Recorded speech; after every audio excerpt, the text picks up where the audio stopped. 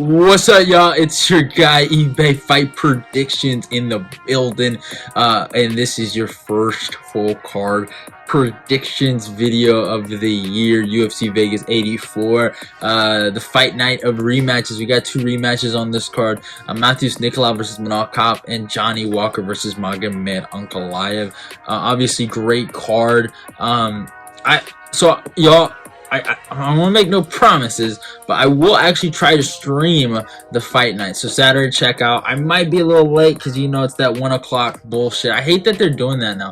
Fuck, what happened to 4 o'clock, like, start time? You know, it's just easier for me because you guys know I work graveyard. And, you know, I don't think I'm going to wake up at 1 o'clock. So if I do wake up, hopefully it is like somewhere close to I probably might catch main card, so I'm just gonna be honest with you guys.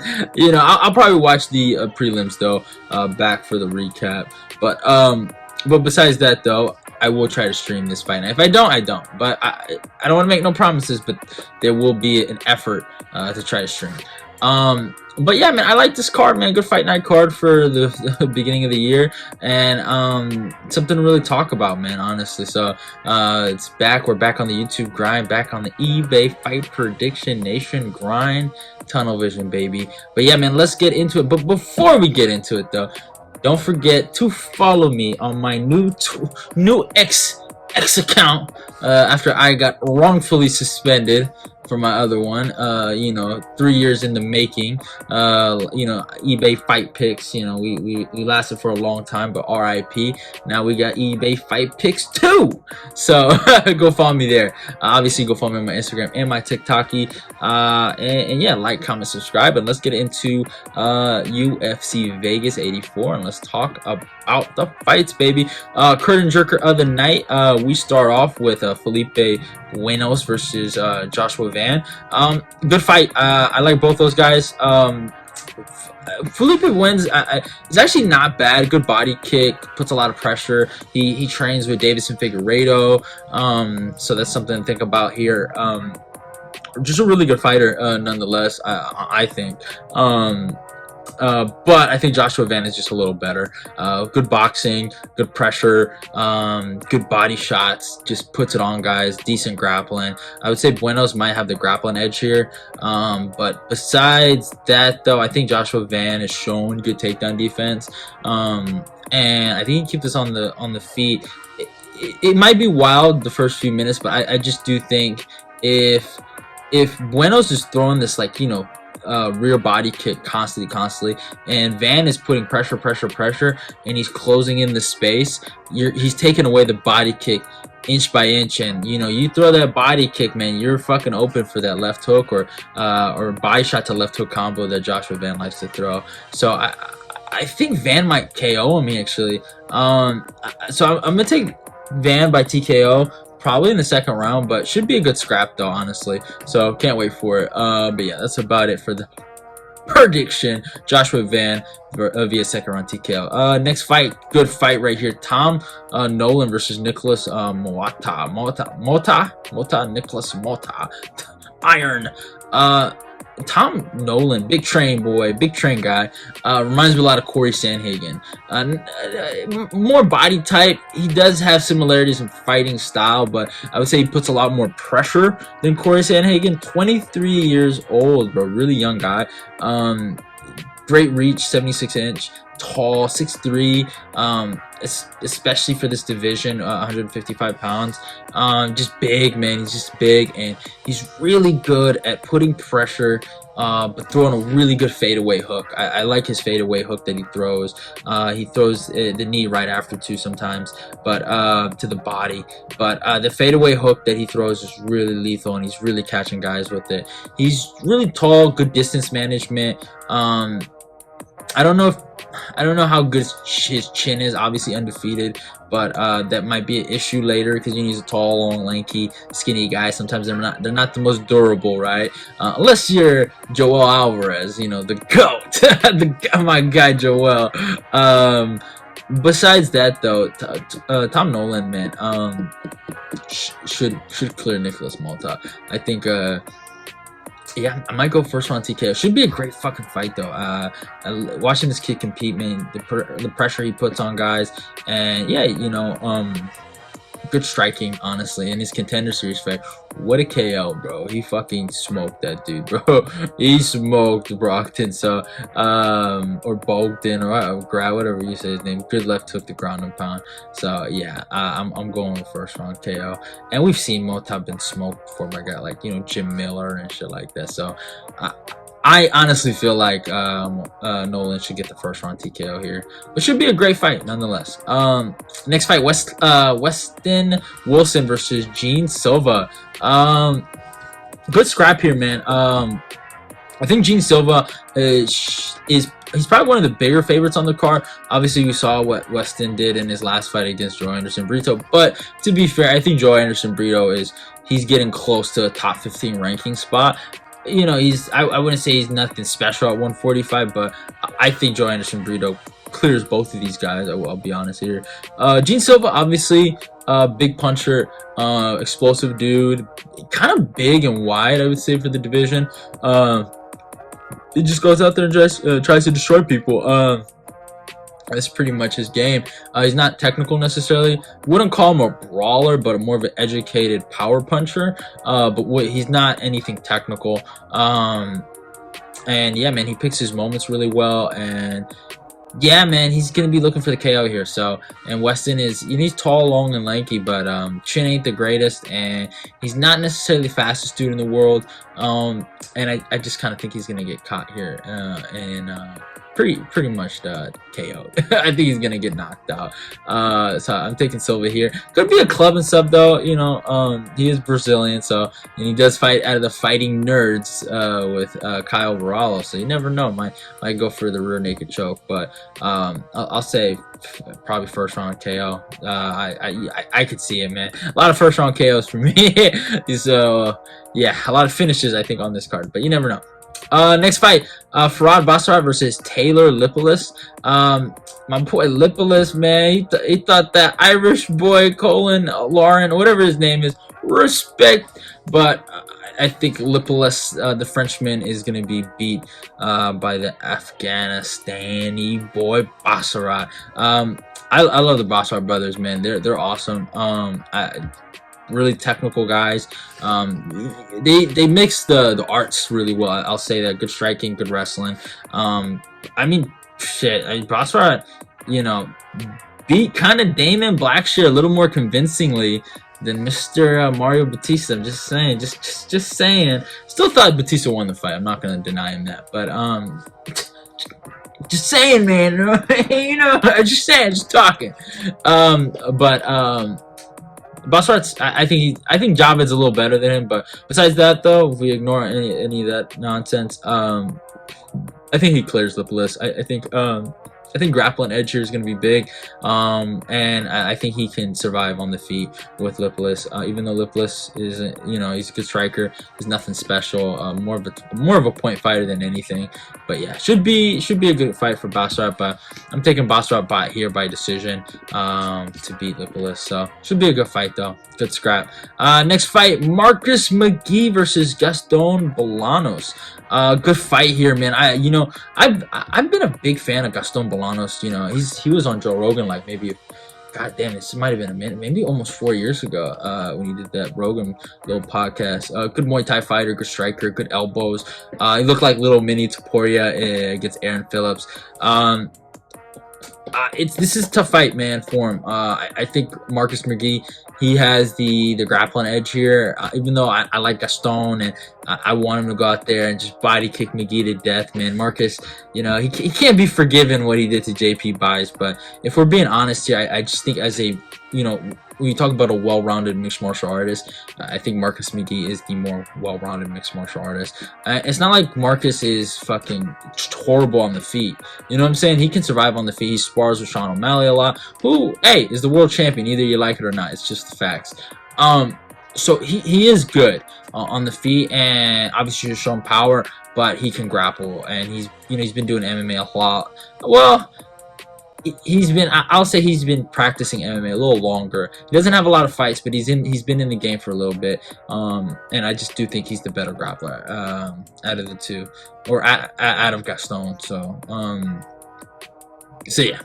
I'm gonna probably be rocking with Marcus McGhee here, probably by submission in the second round. But I am rooting for Gaston Bolaños. I hope he goes out there and head kicks this dude. You know, that was fucked up what he did to Jay. That was fucked up, bro. He fucking smoked him, bro. Like, no, oh man, I felt so bad.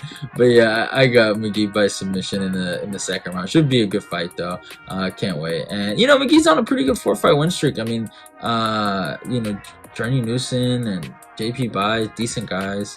But yeah, I got Marcus McGhee here with the victory. Next fight, Matheus Semelsberger versus Preston Parsons. I think Semelsberger is back in the win column here. Preston Parsons is a decent grappler, but I mean, he's just there to get smoked. Not the best chin in the world. We saw what Dan Rodriguez was able to do, make quick work of him. Matheus Semelsberger is coming off 2 losses to Medic and obviously Jeremiah Wells. Close fight with Jeremiah Wells, by the way.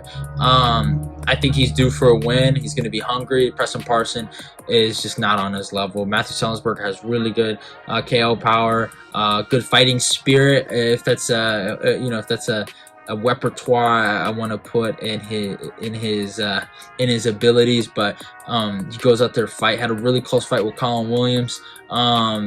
You know, he's a banger. He's a banger. So he's not nothing necessarily special, but he's a fucking fighter.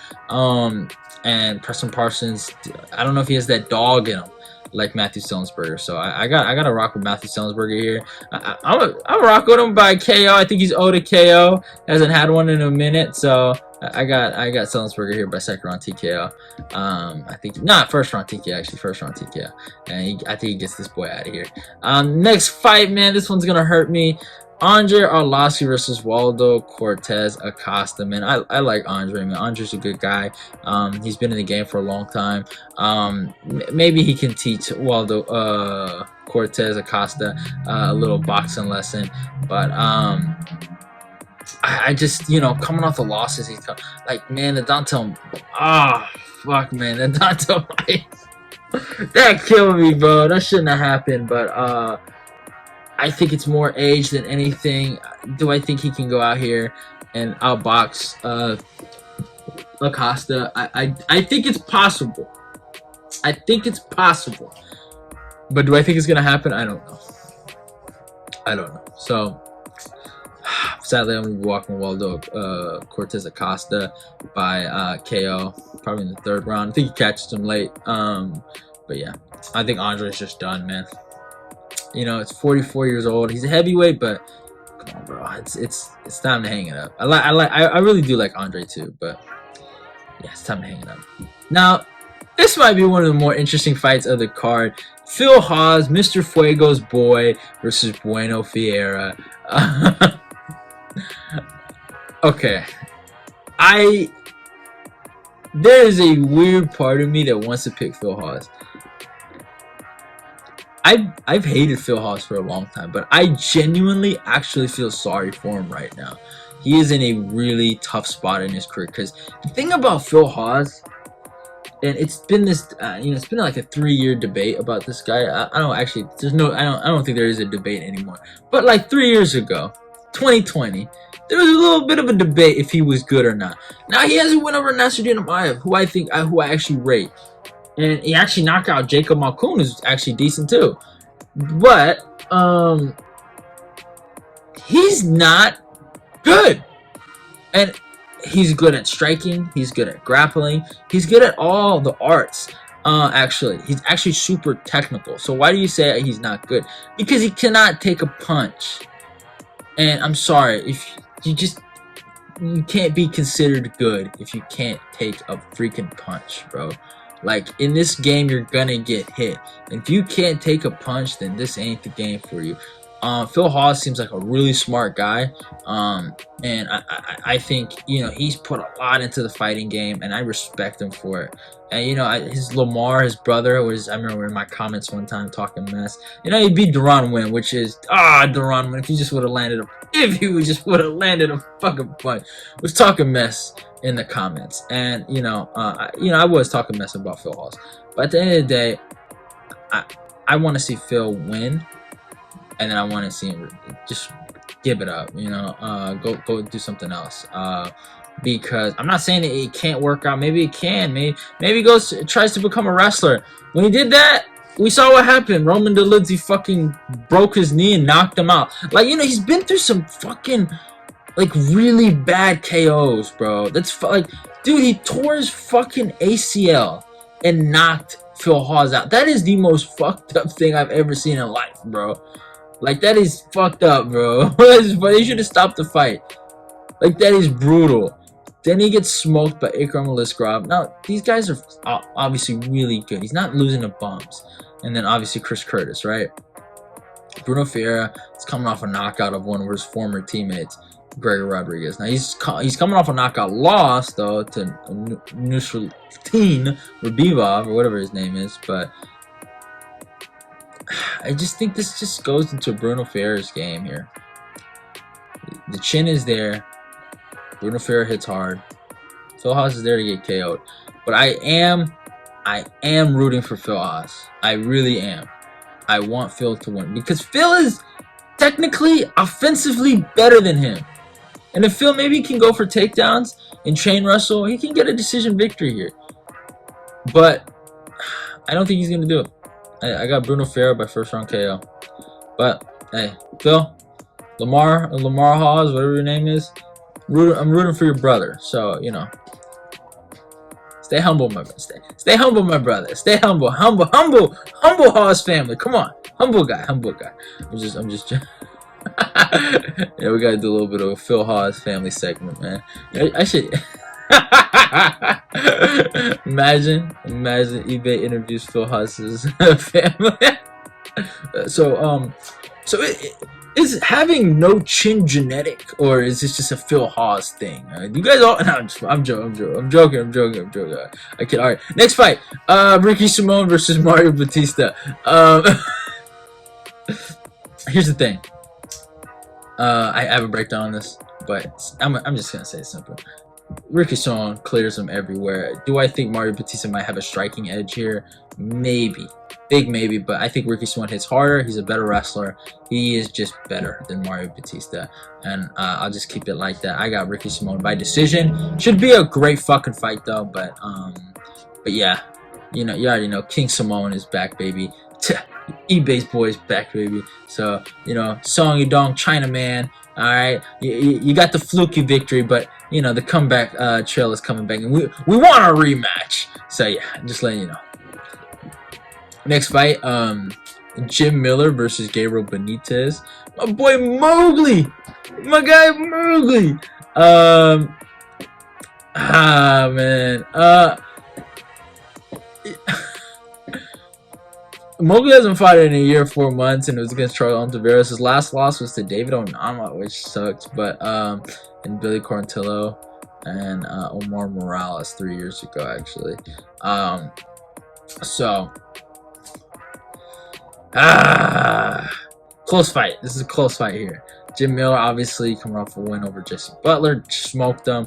Last loss to Alexander Hernandez, beat Donald Cerrone, Nikolas Motta, Eric Gonzalez. So it's like, you know, man, it's a tough fight here, man. Jim's like 40, you know what I'm saying? You know, it might be a wrap, but I love Mowgli, aka guy, man, legend. I'm gonna rock with the younger guy here. The body kick is there. Is the chin sometimes up in the air? Yeah. And that is prime for Jim Miller. A10, baby. You know, baby. But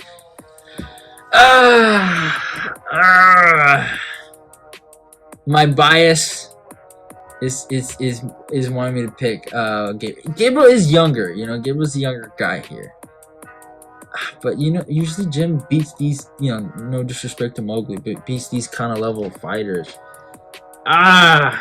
Well, you know what? Fuck. I'm rocking with Jim Miller. Sorry, Mowgli. I love you, Mowgli. I'm gonna say Jim Miller by decision, but should be. And first of all, you know, Benítez is super tough. So yeah. Next fight. Sorry, something in my eye. Matheus Nicolau versus Manel Kape. I like both these guys. Good fighters here. I'm rocking with Manel Kape by second round TKO. Kape, star boy, the man, the myth, the legend, the guy that's dropping pipe bombs on Israel Adesanya and Kaikar France. You know what I'm saying? The man himself, man, is running it back. With Matheus Nicolau. Matheus Nicolau, man, I had so like high hopes for the guy. You know, his performance against fucking Schnell and obviously beating Kape. He's been just looking like he's been on fire.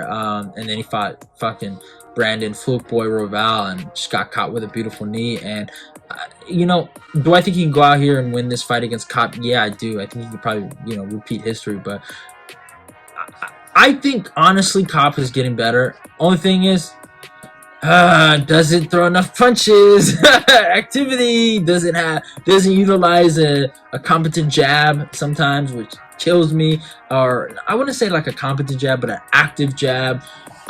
So Kape does kill me in certain areas, but he's on a 4-fight win streak, and he's running it back. I think he beats Nicolau, but it should be a close fight. Hopefully he gets the win. I like Kape, and he's one of my guys who I think is actually gonna win the belt this year. So Kape, please don't disappoint eBay, man. Please don't. Come on, man. Not in, you know, January, man. You know, not January. So please. But yeah, I got Kape by second round TK. I think he catches him, and I got a breakdown on it. So go check that out. And in the main event, Magomed Ankalaev versus Johnny Walker. I also have a breakdown of this. I'm gonna keep it simple. Like I said the first time, I think Magomed Ankalaev is gonna go out here and steamroll Johnny Walker. Do I think Johnny Walker has a chance? Yeah, I really do, man. I really do. And a lot of people on the Walker side have made real legit claims that Walker has a good chance here.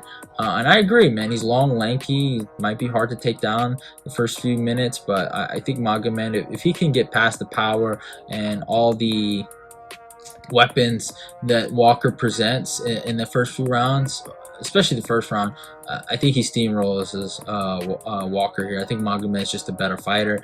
He could knock him out or, you know, ground and pound him to death. So I'm rocking with Magomed Ankalaev here by third round ground and pound. But should be a good fight though.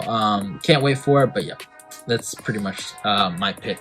It is Ankalaev, and that is it for your full card predictions for UFC Vegas 84. Hope you guys enjoyed. Go follow me on my Instagram, my new X account, my TikToky. Like and subscribe.